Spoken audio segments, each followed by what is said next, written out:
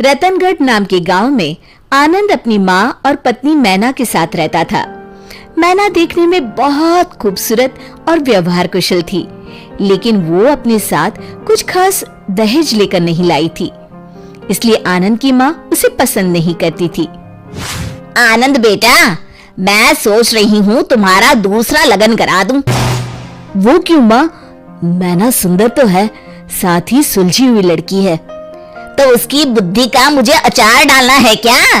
2-4 बर्तनों को छोड़ दो तो मायके से एक ठेला भी नहीं लाई।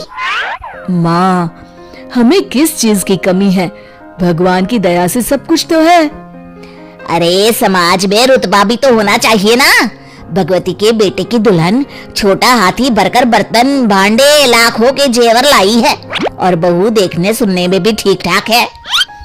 होगी माँ, पर अब तो मैना ही आपकी बहू है। नहीं नहीं, मैं तो दूसरी बहू ही लाऊंगी। माँ, अब राजे महाराजे वाले जमाने गए। मतलब मेरी भोली माँ, यदि एक बीबी के होते दूसरी शादी की तो मेरे साथ साथ तुम्हें भी जेल की चक्की पीसती पड़ेगी। और अगर मैं पहले ही उसे भगा दूं तो? वो कैसे माँ? वो सब तो मैं संभाल लूंगी, तू बस देखता रहे। इतना कह के सुमन वहाँ से निकल जाती है। अगले ही शाम की बात है। बहू, तूने सुना मोहन की दुल्हन कितना दहेज लेकर आई है? जी माँ जी। तुझे शर्म नहीं आई सुनकर? शर्म कैसी माँ जी? जितनी मेरे घर वालों की हैसियत थी उन्होंने भी दिया है। अरे इससे ज्यादा तो भीख मंगे अपनी बेटी को देते हैं। ये सुनकर मैना कूट कूट के रोने लगती है। ये रोना धोना अपने मायके में जाके करियो। मैं तो अपने आनंद का दूसरा लगन कराऊंगी। उसके लिए मैंने तो लड़की भी देख रखी है, शुभा। खूब पैसे वाले लोग हैं। माँ जी, ऐसा ना कहिए, आप जो कहेंगी वो करूंगी मैं। सुमन ने बहू की एक ना सुनी, वो वहां से चली गई। रात को जब मैना और आनंद सोने लगे, सुनो जी। बोलो। माँ जी आपके दूसरे लगन की तैयारी कर रही है। मैना, अभी रात बहुत हो चुकी है, सो जाओ। कल मैं माँ से बात करता हूँ। ठीक है जी, पर मैं कहीं नहीं जाने वाली, बताई दे रही हूँ। हाँ हाँ ठीक है मैना रानी। सुबह होते ही आनंद माँ के पास जाता है। माँ, मैना बहुत अच्छी लड़की है और बुद्धिमान भी है, क्यों आप दूसरे लगन के चक्कर में पड़ी हैं? ऐसी कौन सी बुद्धिमानी तुझे दिख गई जो मुझे ना दिखी? माँ, आप जैसे चाहे वैसे पता लगा सकती हैं। अच्छा ठीक है, लेकिन तब तक तू उससे कुछ नहीं कहेगा। हाँ ठीक है माँ, जैसी आपकी इच्छा। चलो मैं ऑफिस के लिए निकलता हूँ। अगले दिन मैना अपने कमरे में कुछ काम कर रही थी। मैना, ओ मैना, कहाँ मर गई? आई माँ जी। सुन, यदि तुझे इस घर में रहना है तो 3 परीक्षाओं का सामना करना होगा। ठीक है माँ जी। तो कल सुबह जब मैं सोकर उठूं तो बगीचे वाला कुआं सिंहगढ़ के मोतियों से भर देना। जी माँ जी, आप कल तक कुआं खाली कर दीजिएगा, फिर मैं उसे मोतियों से भर दूंगी। सास बहू की बुद्धि देखकर अवाक रह गई। फिर उसने पास में रखी टंकी की तरफ इशारा करके कहा, ये डलिया पकड़, कल इसी से पानी खींचकर इस टंकी को भर देना। जी माँ जी। मन ही मन मैना सोचती है, मैं सोने से पहले डलिया को रस्सी बांधकर कुएं में डाल देती हूँ।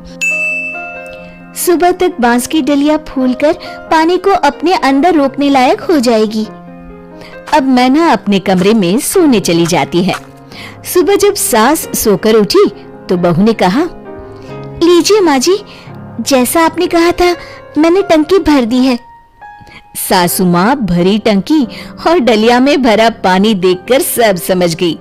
पहले तो उनके मुख पर मुस्कुराहट आ ही गई थी, पर फिर गुस्से में बोली, हो तो होशियार, कल के लिए तैयार रहना। मैना रानी को पूरा विश्वास था कि वो जरूर सफल होगी। दूसरे दिन सुबह आनंद काम के लिए निकला। मैना, घर में चावल का एक दाना नहीं है, तुम बाजार जाकर एक बोरी चावल ले आना जरा। जी माँ जी, पैसे दीजिए। यही तो चुनौती है, तुम्हें चावल बिना पैसे के लाना है।